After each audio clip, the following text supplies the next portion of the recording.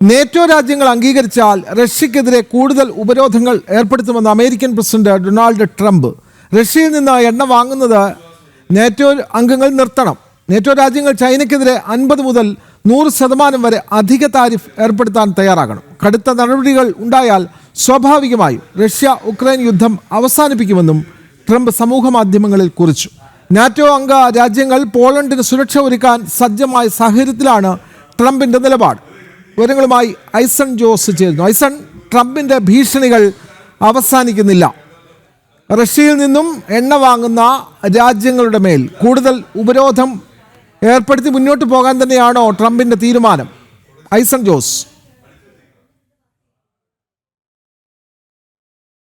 നമ്മൾ അറിഞ്ഞിരുന്ന പോലെ 50% അധിക താരിഫാണ് ഭാരതത്തിന് ചുമത്തിയതെങ്കിൽ റഷ്യയിൽ നിന്നും എണ്ണ വാങ്ങുന്ന രാജ്യങ്ങൾക്ക് റഷ്യയിൽ നിന്നും എണ്ണ ഉൽപ്പന്നങ്ങൾ ഇനിയും വിൽപ്പന നടത്തുകയാണെങ്കിൽ റഷ്യക്കെതിരെ കൂടുതൽ ഉപരോധങ്ങൾ ഏർപ്പെടുത്തുക എന്നൊരു നീക്കമാണ് ഇപ്പോൾ ട്രംപിന്റെ ഭാഗത്തു നിന്നുണ്ടായിരിക്കുന്നത്. സ്വാഭാവികമായും നമുക്കറിയാവുന്നതാണ്, ഈ ചൈനയിൽ നിന്നുള്ള എണ്ണയുടെ ഇറക്കുമതി, അതായത് ചൈന റഷ്യയിൽ നിന്നുള്ള എണ്ണയുടെ ഇറക്കുമതി തുടരുന്ന സാഹചര്യത്തിൽ ചൈനയ്ക്കെതിരെ 50 മുതൽ 100% വരെ താരിഫ് നാറ്റോ അംഗരാജ്യങ്ങൾ ചുമത്തണമെന്നൊരു ആവശ്യം കൂടിയാണ് അദ്ദേഹം തന്റെ ട്രൂത്തിലെ പോസ്റ്റിലൂടെ വ്യക്തമാക്കിയിരിക്കുന്നത്.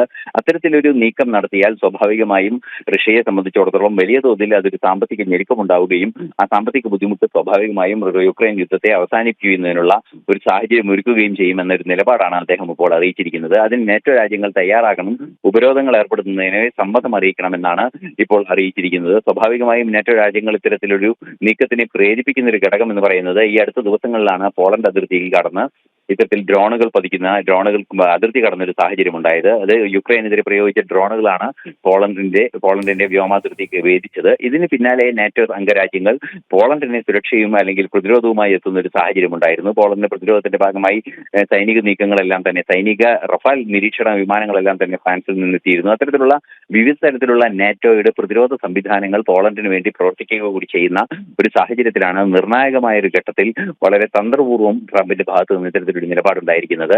എന്നാൽ വേറൊരു കാര്യം എടുത്തു പറയേണ്ടത്, ഭാരതത്തിനെതിരെ അധിക താരിഫ് ചുമത്തണമെന്ന നിർദ്ദേശം അദ്ദേഹം മുന്നോട്ട് വെച്ചിട്ടില്ല എന്നതുകൂടിയാണ്. അതിൽ നിന്നെല്ലാം തന്നെ നമുക്ക് വായിച്ചെടുക്കാൻ സാധിക്കുന്നത്, നേരത്തെ ഭാരതവുമായി സഹകരിച്ചു പോകാനുള്ള ഒരു നീക്കം ട്രംപിന്റെ ഭാഗത്തു നിന്നുണ്ടായിരുന്നു.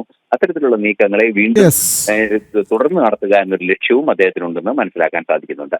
അതെ, അമേരിക്കൻ പ്രസിഡന്റ് ഡൊണാൾഡ് ട്രംപ് റഷ്യക്കെതിരെ കൂടുതൽ ശക്തമായ ഉപരോധം ഏർപ്പെടുത്താനുള്ള നീക്കങ്ങളുമായി മുന്നോട്ട് പോകുന്നു. നേറ്റോ രാജ്യങ്ങളോട് എണ്ണ വാങ്ങുന്ന നടപടി അവസാനിപ്പിക്കണമെന്നും ട്രംപ് ആവശ്യപ്പെടുകയാണ്. വിവരങ്ങൾ നൽകുകയായിരുന്നു ഐസൺ ജോസ്.